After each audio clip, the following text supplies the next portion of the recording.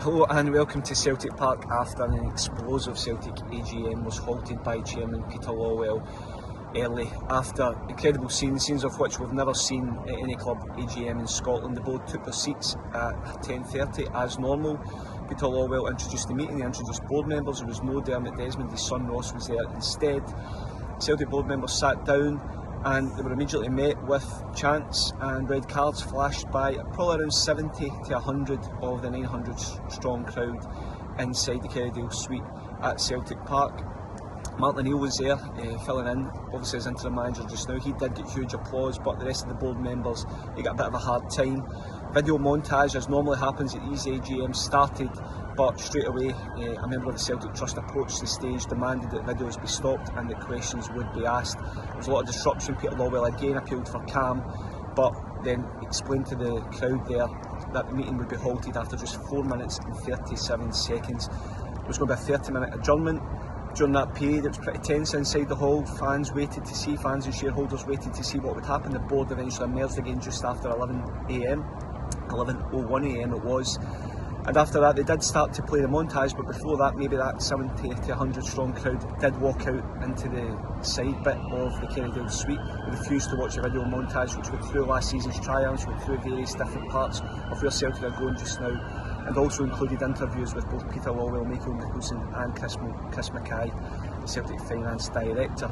During that period, Peter Lawwell, Michael Nicholson on the VT did speak about the transfer window. They spoke about the disappointment, frustration at the club over what happened. They took a bit of responsibility for it. It was pretty conciliatory at that point.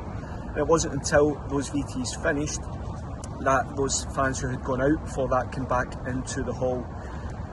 Ross Desmond then started to speak up. He declared that he wanted to read out a statement on behalf of himself and his father Dermot, and it was explosive stuff. He spoke about their undying commitment to Celtic, how they want to see Celtic prosper for decades, for years to come, but he also spoke about the fans who have been on a crusade against the board, who have made their feelings clear against the board. He spoke about the shameful behaviour of some of those fans. He spoke about trying to dehumanise board members, and he made it clear, in his own words, it's the Desmond family will not be bullied out of the club. It was explosive stuff. It led to more disruption within the hall, it led to more chants, it led to more destruction, as I said, and in the end Peter Lawwell, after 24 minutes of the second session, called a complete halt to the AGM.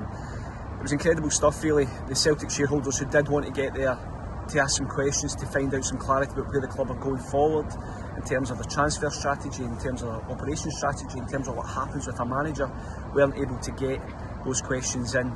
Peter Lawwell was left, he feels, with no choice but to call the AGM early, but to call it off. The Celtic board then met, obviously, to go through any procedural matters after that. Where the club go from here is anyone's guess. I don't think Celtic have ever been more divided in terms of certain sections of the fan base with the board. You need to say that there was probably 900 fans within the crowd. That there wasn't all, they weren't all disruptive.